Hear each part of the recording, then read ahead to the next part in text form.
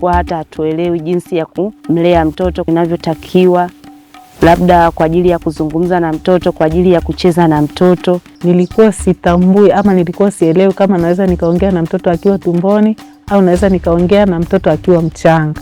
Malezi yalikuwa madogo sana. Nikiwa nyumbani sina ratiba na mtoto anacheza pale na mimi na ratiba zangu. Kwa mtoto kuanza kuelewa ilikuwa ni changamoto, anamaliza muda mrefu sana kuelewa vitu.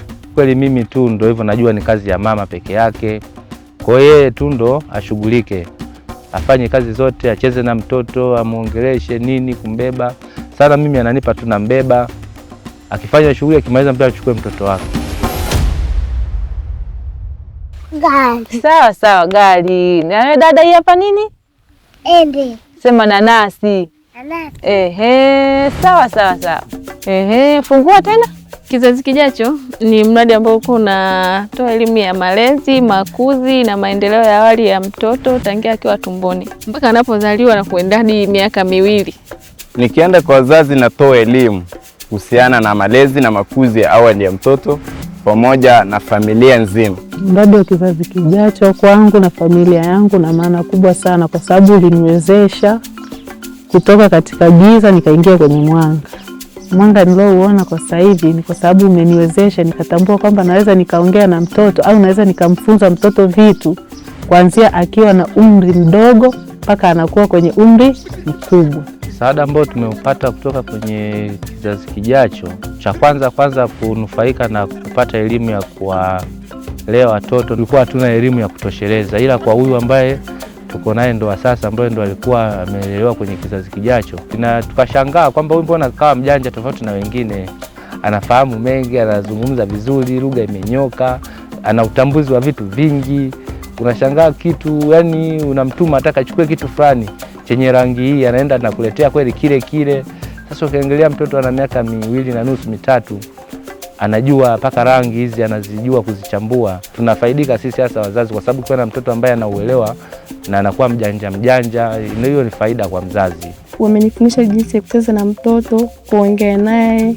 Ziara za malezi majumbani zimekuwa na umuhimu na mchango mkubwa kwa sababu wamama wengi wanapokuwa kwenye mjumuisho wanakuwa na aibu, lakini wanapokuwa pale nyumbani anakuwa free, anakuwa huru. Na mara nyingine watu tunawakuta wababa pale. Kwa hiyo kile tunachokitoa au tunachokifundisha baba naye anakuwa ameshiriki moja kwa moja. Kwa hiyo ile elimu imesaidia kwa kiasi kikubwa na wababa nao kufanyaje kuchangia kwenye malezi na makuzi ya mtoto. Kwanza ukaribu wa mtoto umeshakuwepo. Ukiwa nyumbani unakaa na mtoto pamoja, unaongea naye, unazungumza. Japokuwa yeye hazungumzi, lakini anapata uelewa kwamba kumbe kitu hiki ni hiki hapa. Na uelewa wa mtoto unakuja kwa haraka. Tofauti na kipindi cha nyuma. Shika bakuli. Ampelekee baba. Pale ninapokwenda kutembelea kaya, kitu ninachokwenda kukifanya, kwanza tunatoa elimu ya unasihi. Kama ni mjamzito tutatoa elimu kuhusu mimba, umri wa mimba, labda jinsi ya kuhudumia, namna ya kuongea na mtoto akiwa tangia tumboni. Pia kumwelimisha mama kujua dalili za hatari wakati wa ujauzito. Na kama ni mtoto akishazaliwa, tutakwenda pia kumfundisha mama na kumwelimisha zile dalili za hatari za mtoto mchanga. Na umri hadi mtoto anavyoendelea kukua, elimu inaendelea kutolewa. Pia tulikuwa tunafanya michezo kulingana na umri wa mtoto kwa ajili ya kumchangamsha mtoto. Mtoto anakuwa kwa kuchangamka, anakuwa yani mjanja, yani anakuwa anaelewa vitu kwa haraka. Na baada ya kufuatilia ni kwamba wale watoto wamekuwa tofauti na wale ambao hawakuwa kwenye mradi wa Kizazi Kijacho. Uzito, jinsi watoto walivyokuwa na uchangamfu wako tofauti. Kuna baadhi ya vitu ambavyo walikuwa wanavifanya, walikuwa wanaona ni vitu vya kawaida, kumbe vinamjenga mtoto kiakili kwa ajili ya ukuaji wa mtoto kiakili, hata kiafya pia. Sasa hivi kweli tangia nimepata elimu, namshukuru Mwenyezi Mungu kwa sababu mtoto wangu hajapata changamoto yoyote ya kiafya na amekuwa katika makuzi mazuri, yenye afya nzuri, na akienda kliniki akipima uzito wake unakuwa ni mzuri. Hana upungufu wa uzito wala hana nyemelezi yani ya maradhi ya mara kwa mara.